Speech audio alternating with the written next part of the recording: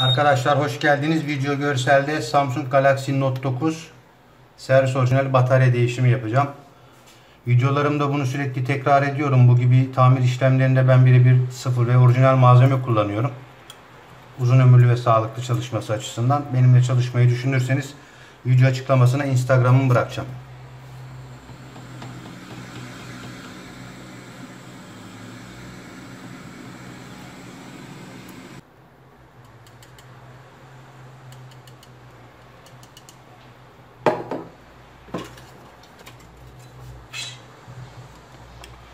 Arkadaşlar bu gibi işlemleri yaparken videolarımda sürekli bunu tekrar ediyorum. Sertlik kanunundan istifade edin. Asla cam ve plastik bir materyali demirle sökmeyin.